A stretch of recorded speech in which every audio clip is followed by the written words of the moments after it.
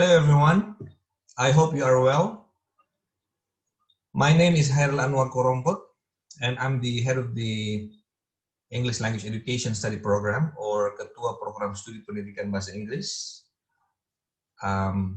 in the English Department, jurusan Bahasa Inggris at the Faculty of Languages and Literature, Fakultas Bahasa dan Sastra, Universitas Negeri Makassar or UNM.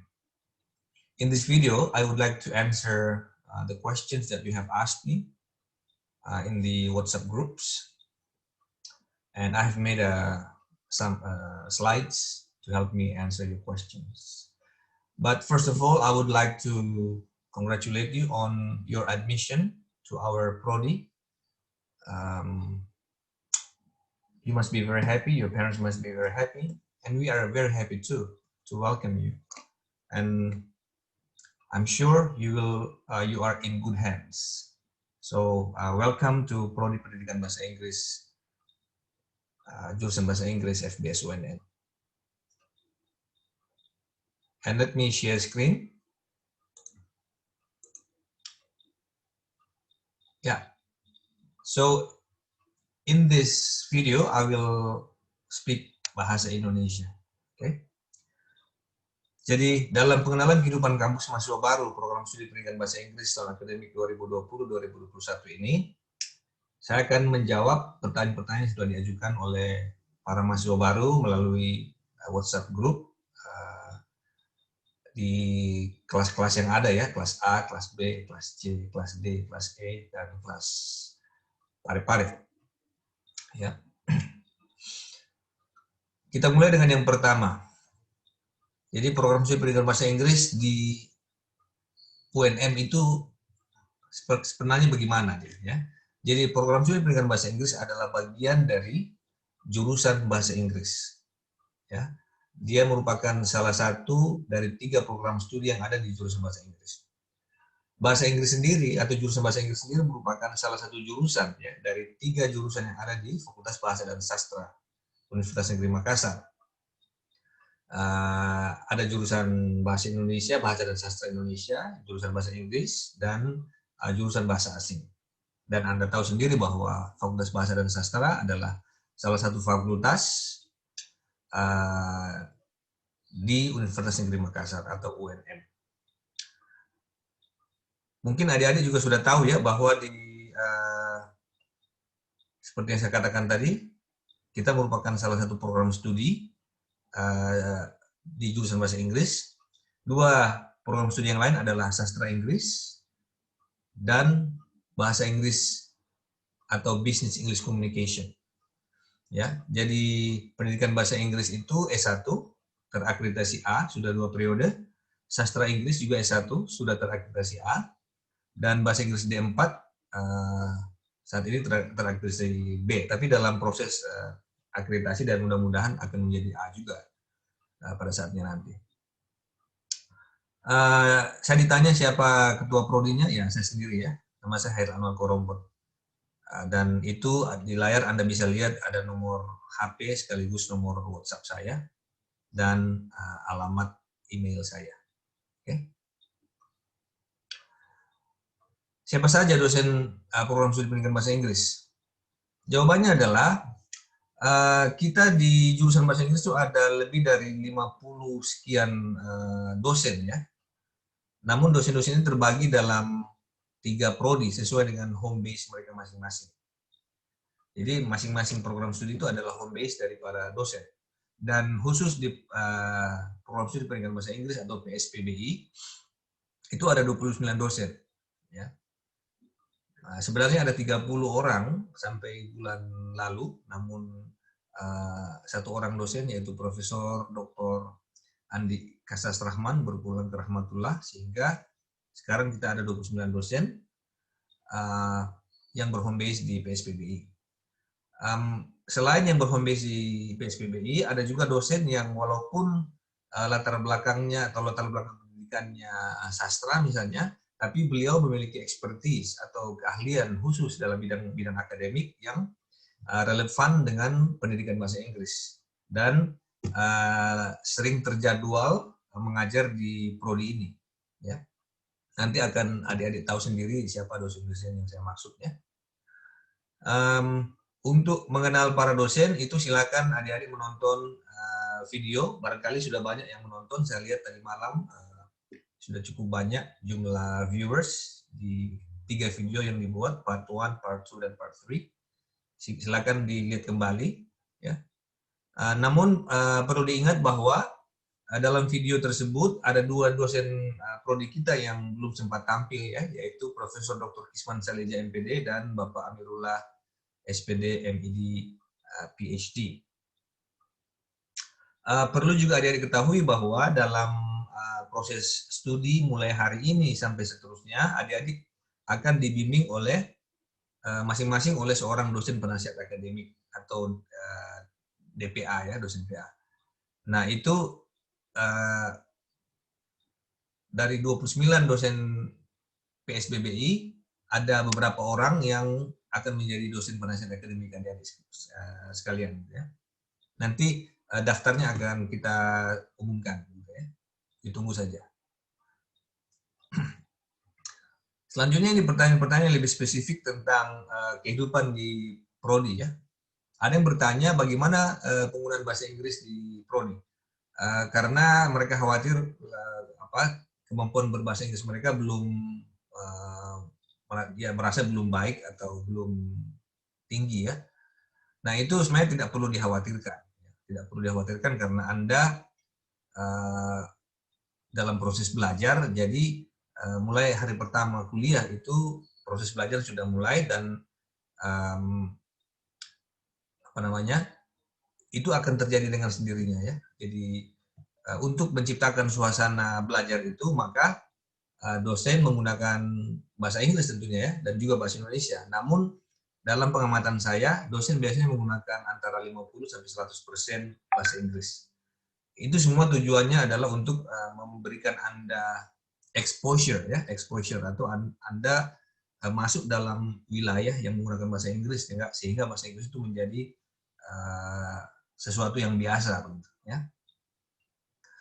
Apakah mahasiswa harus selalu berbahasa Inggris dalam kampus? Jawabannya tidak ya. Kita juga orang Indonesia ya dan kita juga orang Sulawesi Selatan, jadi tentu kita akan menggunakan berbagai bahasa yang cocok dengan situasi yang ada begitu ya. Namun bahasa Inggris biasanya digunakan secara eksklusif, artinya dalam porsi yang besar itu dalam presentasi di kelas misalnya, atau terutama di seminar atau ujian bagi para calon sarjana atau sarjana.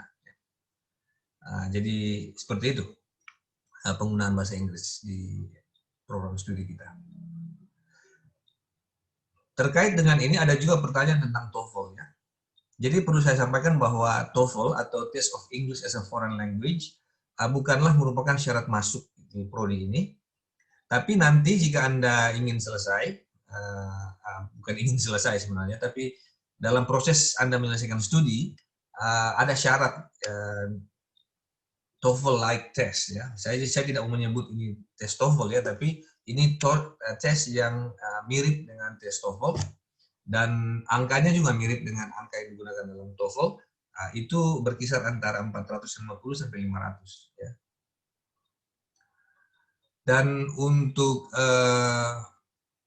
itu tentang TOEFL ya. Dan untuk penggunaan bahasa Inggris di kampus secara keseluruhan, kami sarankan adik-adik mahasiswa perlu banyak belajar dan banyak berlatih menggunakan bahasa Inggris dalam berbagai kesempatan, baik di dalam maupun di luar kampus. Karena semakin kita banyak berlatih, kita akan makin baik. Ya. Dalam bahasa Inggris ada pepatah, practice makes perfect.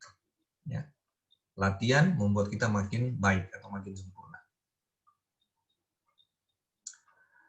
Nah, sekarang ada yang bertanya, apa saja mata kuliah yang ada di prodi ini? Nah, ini berkaitan dengan beberapa hal lain ya, terutama yang biasa disebut dengan SKS dengan huruf besar dan SKS dengan huruf kecil. Jadi ini penting karena SKS huruf besar, SKS huruf kecil ini mengatur segala hal tentang perkuliahan dan ini berkaitan dengan mata kuliah yang adik-adik akan ambil. Jadi SKS itu adalah sistem kredit semester. Makanya dia diberi huruf besar, sistem kredit semester. Dia adalah sistem yang menaungi pelaksanaan perkuliahan yang menggunakan satuan kredit. Dan satuan kredit itu dikenakan pada setiap mata kuliah. Setiap mata kuliah mengandung sekarang itu paling sedikit 2 satuan kredit, 2 SKS. Ya. Nah, apa itu SKS? Pemahamannya mungkin seperti ini. Kalau SKS itu biasanya dibahasakan secara sederhana sebagai jam belajar, atau jam bekerja, atau jam berkarya. Ya. Nah, satu SKS itu sama dengan 50 menit tatap muka di dalam kelas, baik daring maupun luring ya, dalam jaringan maupun di luar jaringan. Sekarang ini kan sudah mulai banyak penggunaan perkuliahan daring ya. Jadi itu satu SKS sama dengan 50 menit. Dan itu di dalam kelas. Sementara di luar kelas itu satu SKS sama dengan 60 menit tugas terstruktur. Tugas terstruktur itu tugas yang merupakan bagian dari perkuliahan. Tugas yang diberikan oleh dosen. Misalnya PR atau tugas-tugas individu atau kelompok. Dan satu SKS itu juga berarti 60 menit tugas mandiri. Ya.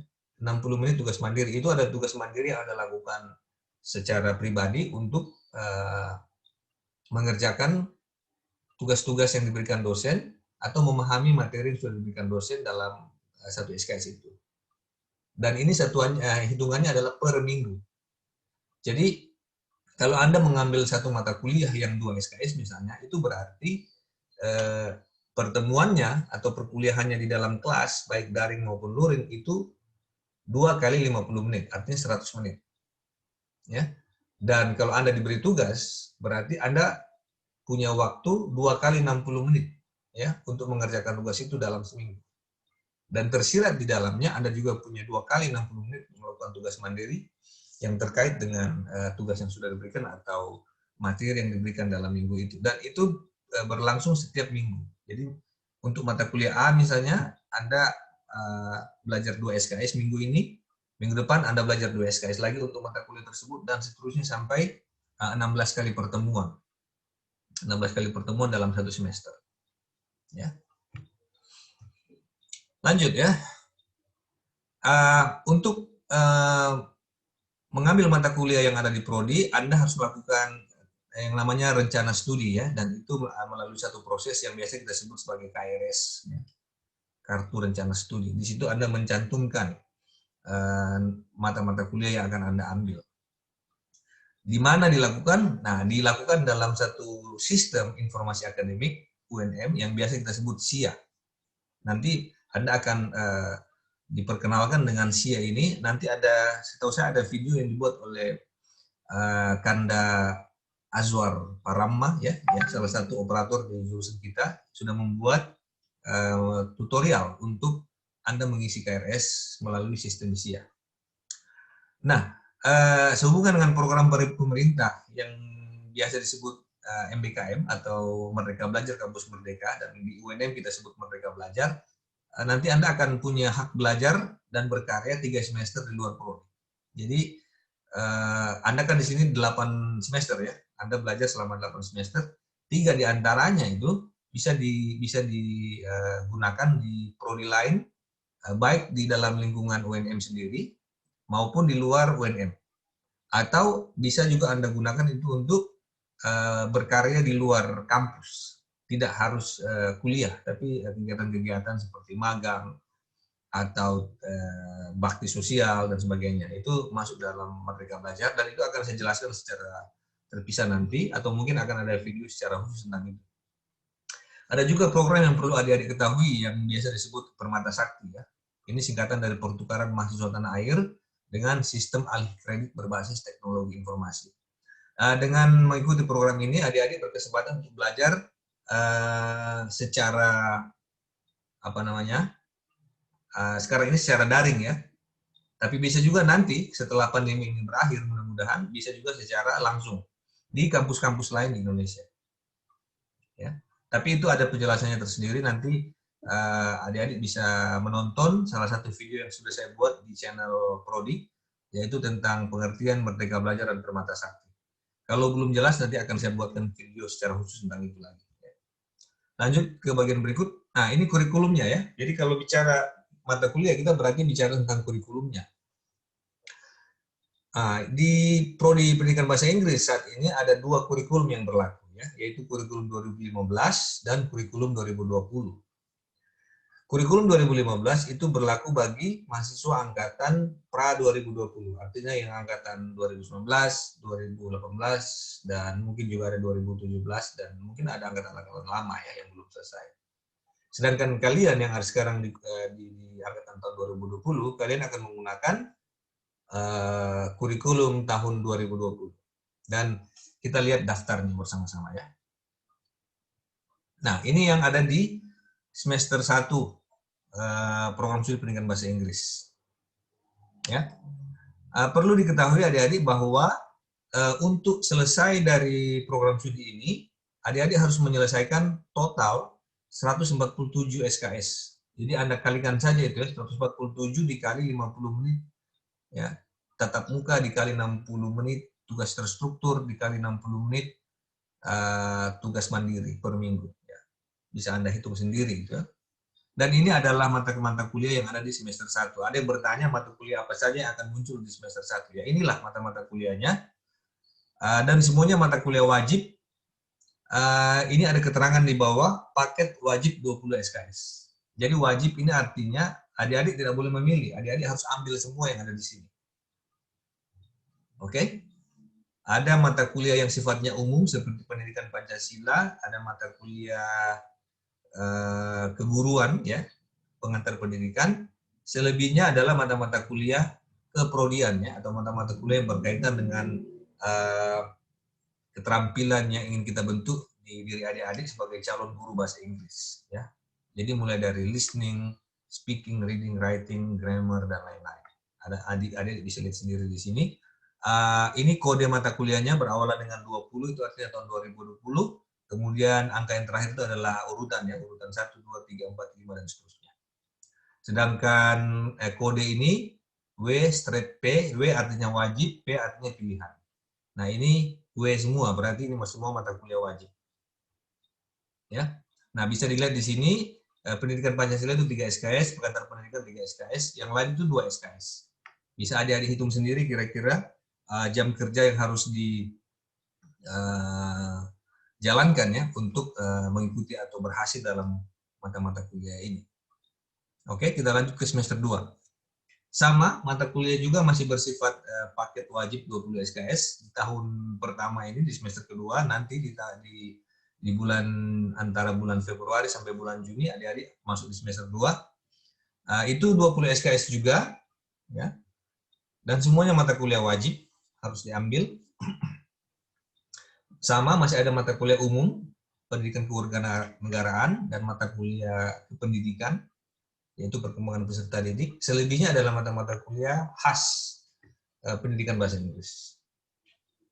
Jadi, yang ingin saya katakan tadi sebenarnya adalah bahwa di tahun pertama ini, tahun 2020 hingga tahun 2021, adik-adik mengikuti 2 semester yang isinya adalah masing-masing 20 SKS, jadi total 40 SKS untuk tahun pertama. Ya. Begitu. Lanjut ke semester 3 ya. Nah ini, semester 3, di sini bukan paket lagi begitu ya. Jadi program paket itu hanya berakhir di semester 2. Di semester 3 ini adik-adik akan mengambil maksimal 24 SKS. Namun, apakah adik-adik bisa mengambil 24 SKS atau tidak, itu tergantung, ini catatan di atas ya, ditentukan oleh IPS. IPS itu adalah Indeks Prestasi Semester. Ya. Jadi misalnya kalau di sini di UNM atau di Indonesia, indeks prestasi itu biasa dinyatakan dengan angka sampai dengan angka 4,00 ya. 4,00. Jadi nilai tertinggi itu adalah angka 4. Ya. Yang boleh mengambil 24 SKS hanya mahasiswa yang perolehan IP semesternya itu di atas 3,51. Jadi 3,51 baru bisa mengambil 24 SKS. Kalau IPS-nya di bawah itu, ya hanya bisa mengambil 22 mungkin atau 20 dan seterusnya. Tergantung pada tinggi rendahnya IP semester yang diperoleh dari semester 2. Bisa Anda lihat ada mata kuliah umum seperti pendidikan agama, ada mata kuliah keguruan, dan mata kuliah lain yang sifatnya bahasa Inggris. Gitu ya. Lanjut ke semester 4, ini sama seperti di semester 3, jumlah SKS yang Anda ambil itu bergantung pada IP semester yang Anda peroleh dari semester 3. Sama tetap 24 SKS. Urutan mata kuliahnya juga sama, ada mata kuliah umum bahasa Indonesia, ada mata kuliah keguruan belajar dan pembelajaran. Selebihnya Anda belajar mata-mata kuliah yang khas pendidikan bahasa Inggris. Ini juga sama di semester 5, Anda mengambil 24 SKS bergantung pada IP semester sebelumnya. Namun kembali ke tadi yang saya sebut tentang Merdeka Belajar, jika adik-adik tertarik untuk mengambil Merdeka Belajar di menjalankan hak belajar di prodi lain di dalam lingkup UNM atau di luar UNM, disinilah waktunya adik-adik sudah bisa mulai mengambil mata kuliah di luar prodi, begitu ya. Dan pilihannya sangat banyak ya, luar biasa. Anda bisa belajar di prodi manapun di UNM, asalkan prodi itu menjadi bagian dari program Merdeka Belajar di UNM. Jadi misalnya adik-adik mau ambil 2 SKS di DKV misalnya, desain komunikasi visual, atau mau ngambil 2 SKS di olahraga misalnya, mau ngambil 2 SKS di psikologi atau di bahasa Indonesia, ya itu bisa. Itu akan dimungkinkan melalui Merdeka Belajar. Dan itu bisa bervariasi antara 20 hingga 20 SKS. Wah banyak ya. Jadi cukup banyak jumlah SKS yang bisa adik-adik belanjakan, dalam tanda kutip ya, belanjakan di luar prodi jika ingin berpartisipasi di dalam program Merdeka Belajar. Bagi mahasiswa yang tidak ingin berpartisipasi dalam Merdeka Belajar, tentunya mereka harus mengambil 24 SKS yang ada di prodi kita ya, karena mereka memilih untuk tidak kemana-mana. Tapi jangan khawatir kalau belum paham tentang program Merdeka Belajar ini, nanti akan kita jelaskan lebih lanjut. Ini hanya pengantar saja dulu. Di semester 6, sama seperti di semester 5, jumlah 24 SKS itu tergantung pada IP di semester sebelumnya, termasuk jika Anda misalnya mengambil beberapa SKS di luar program studi kita ya, dalam rangka Merdeka Belajar. Nah, Anda bisa mengambil 24 SKS kalau 3,51 poin angkanya dari semester sebelumnya. Ya. Oh ya, di sini ada beberapa mata kuliah yang diberi diberi warna biru ya. Diberi warna biru. Ini adalah mata-mata kuliah baru. Ya. Mata-mata kuliah baru yang baru diperkenalkan melalui kurikulum 2020 ini. Nah, di sini di semester 6 ini mata kuliah sudah lebih condong fokus pada hal-hal yang sifatnya khas bahasa Inggris ya, pendidikan bahasa Inggris. Jadi berbeda dengan di semester 5 misalnya masih ada mata kuliah umum seperti kewirausahaan ya. Di semester 6 itu sudah lebih spesifik pada studi-studi tentang pendidikan bahasa Inggris. Di semester 7, adik-adik bisa mengikuti PPL KKN. PPL itu singkatan dari saya lupa persisnya ya, program pengenalan praktek lapangan semacam itu, saya lupa persisnya. KKN panjangan dari atau singkatan dari kuliah kerja nyata. Ya. PPL ini berkaitan dengan kegiatan mengajar ya, praktek mengajar di sekolah. Sedangkan KKN biasanya adalah kegiatan di masyarakat, gitu ya. Bisa juga Anda mengambilnya secara terpisah, PPL sendiri dan KKN sendiri. Bisa juga ada yang dinamakan dengan PPL KKN terpadu. Anda melakukan PPL dan KKN dalam satu kegiatan. Itu jumlah SKS-nya 5. Dan masih dalam konteks Merdeka Belajar, adik-adik bisa juga melakukan PPL KKN ini dalam bentuk salah satu dari 8 kegiatan Merdeka Belajar. Nanti itu akan dijelaskan secara terpisah ya. itu bagi yang ingin mengikuti Merdeka Belajar. Sedangkan yang tidak ingin mengikuti Merdeka Belajar bisa mengikuti PPL KKN secara normal. Gitu ya. Dan terakhir semester 8 adik-adik akan menulis skripsi. Dan kalau sudah lulus dari skripsi ini, ya lulus sebagai sarjana tentunya. Tapi untuk menulis skripsi harus ada penelitian dulu. Ya. Jadi penelitiannya biasanya dilakukan di masa-masa di antara semester 7 dan semester 8. Ya, jadi mudah-mudahan adik-adik yang masuk tahun 2020 ini bisa selesai 8 semester, tidak perlu terlalu lama di sini. Ya. Tapi kalaupun Anda ada masalah, apapun masalahnya dan mungkin studinya terkendala, Anda itu punya waktu sampai 7 tahun. Ya. Jadi 7 tahun maksimal untuk menyelesaikan studi di prodi kita. Oke, kita lanjut ke bagian berikutnya. Kebetulan ini ada yang bertanya apakah ada matematika di sini? Ya, tidak ada ya. Kita tidak mengajarkan matematika di prodi ini. Namun ada beberapa hal yang Anda harus kerjakan dan perlu sedikit atau ya sedikit banyak ilmu matematika ya, yaitu statistik. Yang saya tahu itu adalah mata kuliah. Tidak ada mata kuliah statistik, tapi statistik adalah bagian dari salah satu mata kuliah yang mempersiapkan Anda untuk melakukan penelitian. Dan bisa saja ya, statistik itu yang akan Anda gunakan untuk menulis skripsi atau tesis ya. Jadi sekali lagi tidak ada matematika, yang ada mungkin statistika. Ada pertanyaan tentang hubungan dosen dan mahasiswa ya. Jadi perlu saya katakan bahwa hubungan dosen dan mahasiswa itu bersifat profesional. Artinya tidak lebih dari itu, tidak lebih tidak kurang dari hubungan profesional antara seorang pendidik dan peserta didik, ya, mahasiswa sebagai peserta didik dan dosen sebagai pendidik. Dalam hubungan kita sehari-hari di kelas, di kampus, kita menggunakan sapaan sir atau mem, ya. Namun ini tidak wajib. Saya kadang-kadang dipanggil Sir Ling, kebetulan nama panggilan saya Ling. Ada yang memanggil saya Sir Ling, ada juga yang memanggil Pak Ling.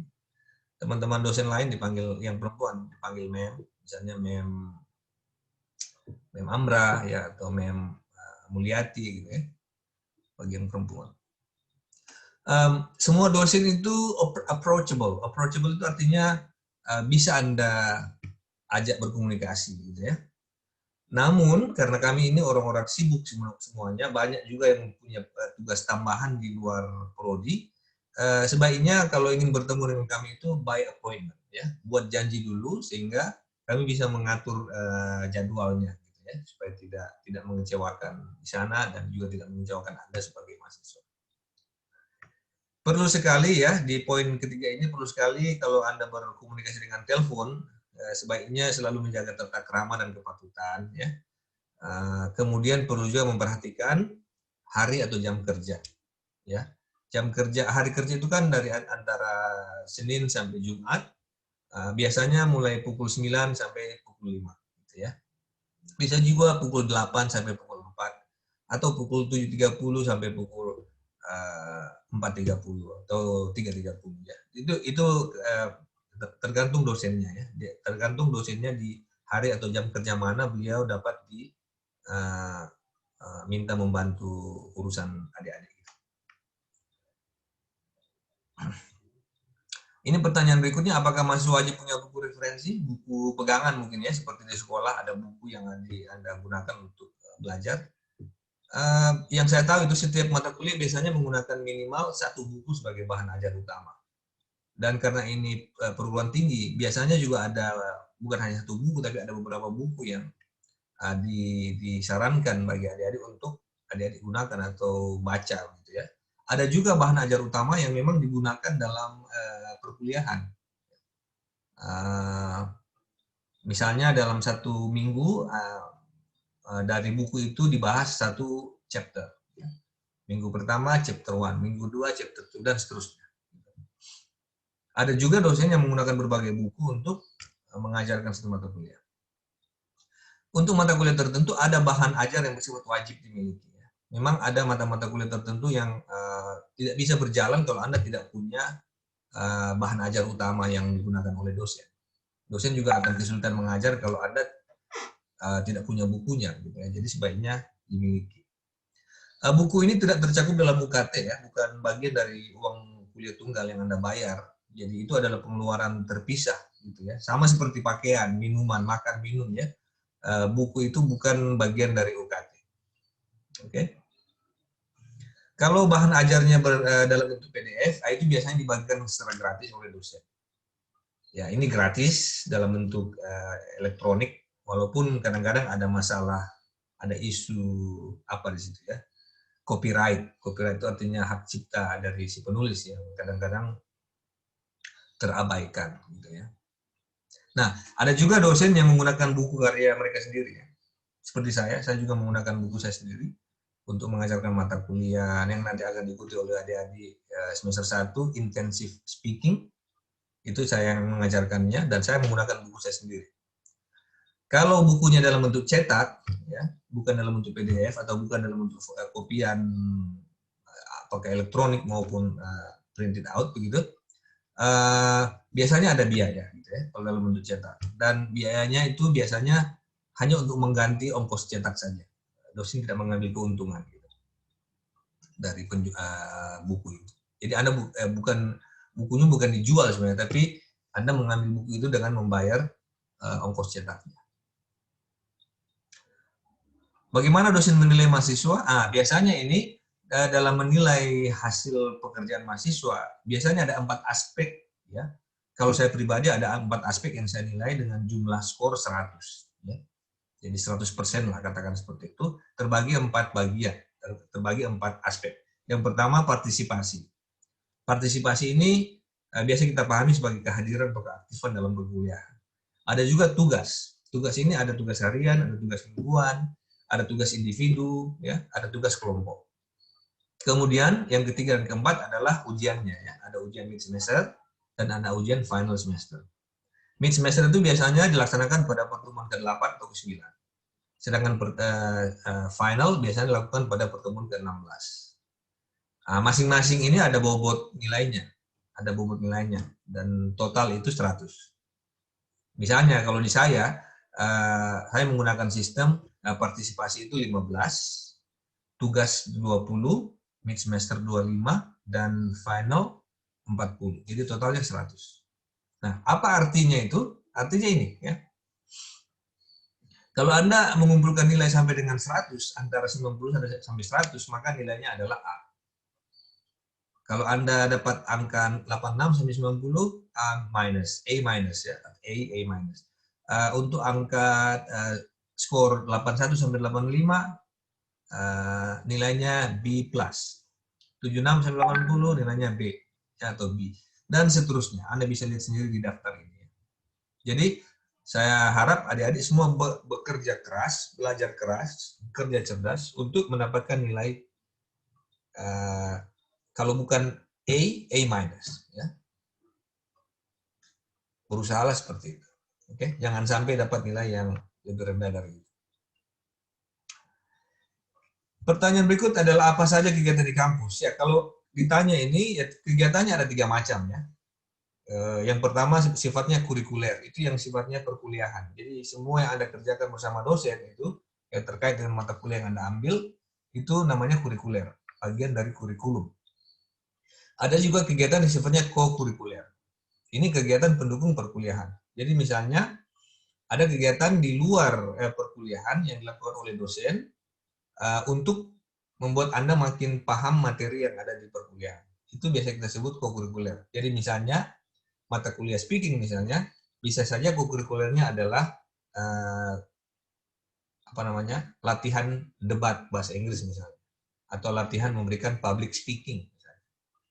Ya itu co-kurikuler. Sedangkan ekstrakurikuler itu kami biasanya memahaminya sebagai kegiatan kemahasiswaan. Jadi ekstrakurikuler ini adalah kegiatan kemahasiswaan yang biasanya tidak berhubungan langsung dengan perkuliahan. Ini karena berkaitan misalnya dengan olahraga, atau kesenian, atau keagamaan, atau yang lain-lain gitu ya, yang tidak secara langsung mendukung kegiatan perkuliahan, walaupun tetap ada hubungan. Gitu ya. Itulah kegiatan-kegiatan di kampus. Nanti rinciannya ini Anda akan tahu lebih banyak dari dosen yang bersangkutan. atau dari kakak-kakak ya, senior-senior yang menjadi pengurus lembaga kemahasiswaan. Mereka akan memberikan informasi lebih lanjut tentang kegiatan apa saja yang terutama yang sifatnya ekstrakurikuler. Kalau yang kurikuler silakan tanya dosennya. Kalau kurikuler ya jelas itu sudah bagian dari perkuliahan. Selanjutnya ada pertanyaan, apakah ada peraturan khusus di prodi ini? Peraturan yang berlaku di prodi adalah peraturan yang berdasarkan pada statuta UNM. Jadi UNM itu punya semacam konstitusi ya, dia punya semacam undang-undang dasar lah katakan seperti itu, dan kita sebut statuta. Ada juga peraturan akademik ya, yang dikeluarkan secara berkala, dan yang berlaku sekarang adalah peraturan akademik tahun 2019.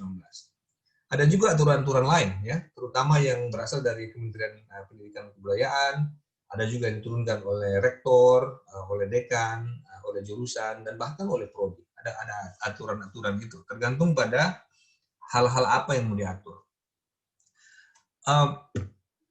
Di antara yang diatur itu adalah misalnya larangan ya, ada larangan untuk menginap atau bermukim di kampus. Jadi mahasiswa tidak diperkenankan dengan alasan apapun untuk menginap atau tinggal di dalam kompleks kampus. Itu ada aturannya, ada aturan rektor tentang itu.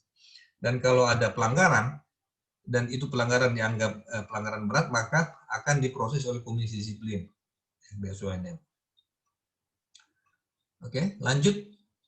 Mahasiswa seperti apakah yang lebih disukai oleh dosen prodi? Ini pertanyaan yang menarik ya, tapi jawaban saya adalah bahwa kami sebagai dosen tidak membeda-bedakan mahasiswa dengan alasan apapun. Ya. Saya pribadi menganggap mahasiswa merupakan anak bangsa yang setiap mahasiswa ya adalah anak bangsa yang berhak mendapatkan pendidikan yang baik dengan perlakuan yang setara. Oke. Jadi ini dipandu oleh pemahaman kami bahwa tugas kami adalah mengajar dan membimbing. Itu di sisi kami ya. Di sisi Anda sebagai mahasiswa, tugas Anda adalah belajar dan bekerja sekuat tenaga demi masa depan yang gemilang. Masa depan itu milik Anda. Jadi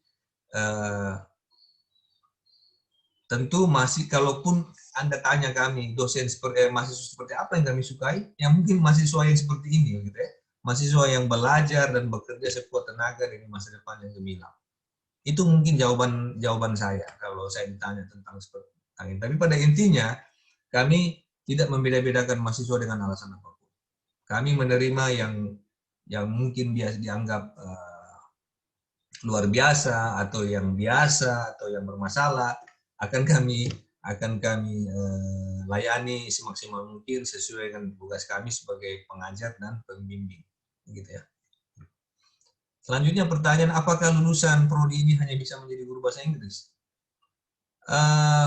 Perlu saya jelaskan bahwa prodi ini dirancang sedemikian rupa untuk mencetak calon guru bahasa Inggris. Dan karena itu Anda akan lulus dari sini dengan gelar sarjana pendidikan bahasa Inggris. Sarjana pendidikan artinya Anda sarjana dalam bidang mendidik orang berbahasa Inggris. Ya, itu tugas kami. Namun perlu Anda tahu bahwa pekerjaan masa depan Anda sebagai lulusan prodi ini adalah pilihan pribadi Anda sendiri. Ya. Kami tidak bisa membatasi Anda ingin menjadi apa, tapi kami mendidik Anda siap menjadi guru.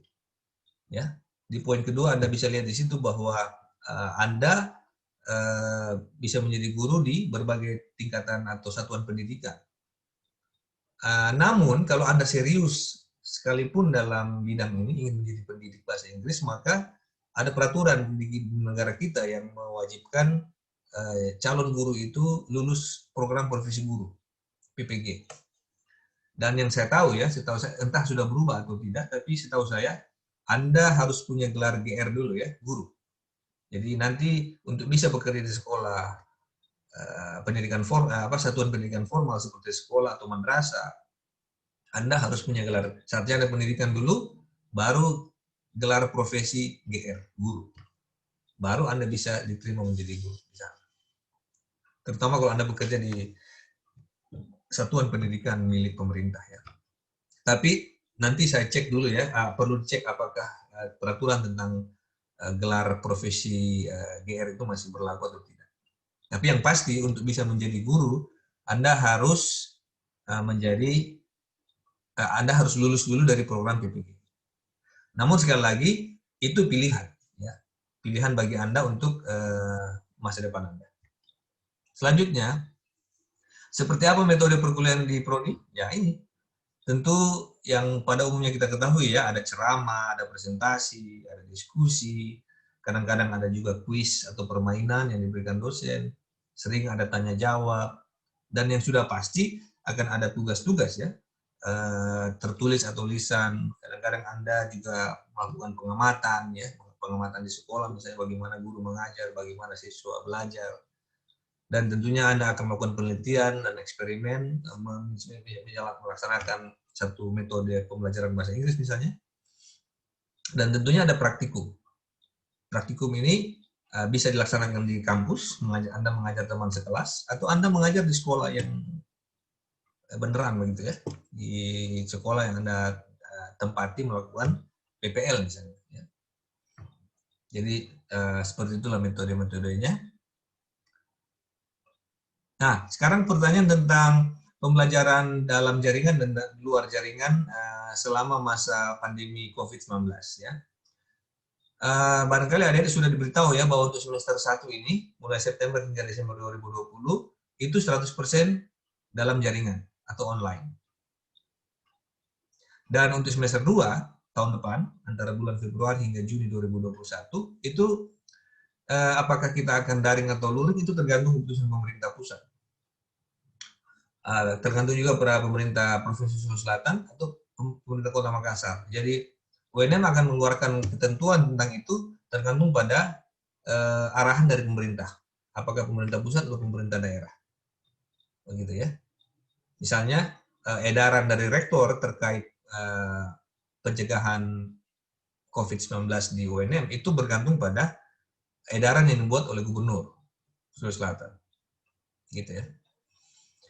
Dan untuk mendukung pembelajaran daring ini, UNM sudah memiliki platform digitalnya yang bernama Syam-OK.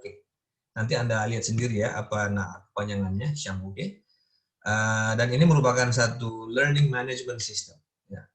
Sistem pembelajaran, sistem manajemen pembelajaran yang sifatnya online.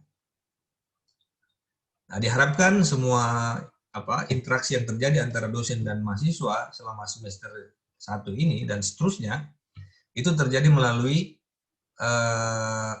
platform Syam-OK ini. Untuk itu, kalau Anda ingin tahu lebih banyak, silakan tanyakan detail perkuliahan pada dosen atau tim dosen yang mengajar Anda. Terkait pembelajaran daring ini, tentunya kan ada kuota yang Anda butuhkan di situ ya. Setahu saya ada bantuan dari pemerintah untuk mahasiswa dalam rangka pembelian kuota internet, tapi detailnya bagi saya belum jelas. Belum ada arahan lebih lanjut tentang bagaimana penyediaan kuota bagi mahasiswa. Nanti kita mungkin menunggu arahan lebih lanjut dari pihak-pihak yang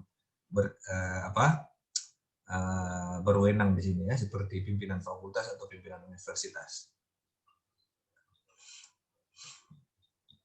Ya, khusus untuk kelas di Parepare ya. Jadi kita ketahui bahwa program studi pendidikan bahasa Inggris ini punya kelas di 2 tempat ya. Kelas tempat yang paling banyak kelasnya itu ada di Makassar yang di kampus Parangtambung. Dan ada juga satu di Parepare. Parepare itu adalah kampus kelima bagi UNM ya. Jadi UNM itu punya 6 kampus, Parepare itu kampus kelima. Kami punya satu kelas, per angkatan itu ada satu kelas di Parepare. Dan perlu saya sampaikan bahwa tidak ada perbedaan dengan perkuliahan di Makassar buat kelas di Parepare karena semuanya akan melalui perkuliahan daring online ya.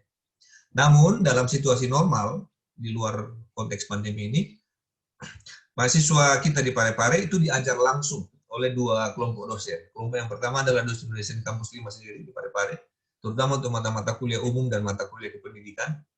Itu diajar oleh dosen-dosen dari kampus 5 sendiri. Dan selebihnya mata-mata kuliah yang berhubungan dengan pendidikan bahasa Inggris itu langsung diajar oleh dosen-dosen dari jurusan bahasa Inggris. Jadi bukan hanya dari dosen prodi pendidikan bahasa Inggris ya, tapi juga dari dosen-dosen di prodi lain itu ada yang ditugaskan mengajar ke sana. Saya kira ini jelas tentang kampus 5 Parepare. Oh ya, ini terakhir. Jadi, I hope I have answered all the important questions that you asked me. Semoga ini sudah menjawab semua pertanyaan yang ditanyakan semalam. If you have any other questions, do let us know. Ya, jadi kalau masih ada yang belum jelas, tolong sampaikan kepada kami. Saya sudah memberikan nomor HP dan alamat email saya. Silakan Anda gunakan seperlunya untuk menanyakan hal-hal yang belum jelas. Kalau saya tahu, saya akan jawab sendiri. Kalau saya tidak tahu, akan saya tanyakan kepada orang yang lebih tahu jawabannya. Prinsip kami di sini, we are here to help you. Ya. Jadi kami di sini untuk membantu adik-adik. Tapi mungkin tidak semua informasi yang adik-adik butuhkan itu bisa langsung tersedia. Karena kami juga tidak punya waktu terlalu banyak untuk langsung menyediakan informasinya. Dan adik-adik juga kalau mau diberikan informasi terlalu banyak, mungkin akan mabok sendiri ya istilahnya ya, information overloaded istilahnya. Jadi mungkin kita cicil-cicil ya informasi yang ingin kita dapatkan dari prodi. Karena apa? Karena kan adik-adik punya waktu minimal 4 tahun, antara 4 tahun sampai 7 tahun untuk belajar dengan kami di sini. Jadi akan ada banyak waktu gitu ya untuk mengetahui segala sesuatunya. So you'll have 4 to 7 years to spend here. Itu berarti you'll have a lot to learn as you go. Artinya akan Anda pelajari sambil jalan. Gitu ya. Jadi atas nama para dosen program studi pendidikan bahasa Inggris, sekali lagi saya ucapkan selamat. Ya, congratulations on your admission to our prodi. You are in good hands. Yeah, we will look after you. And we wish you all the best in your studies here at program studi pendidikan bahasa Inggris. Thank you. That's the end of this video.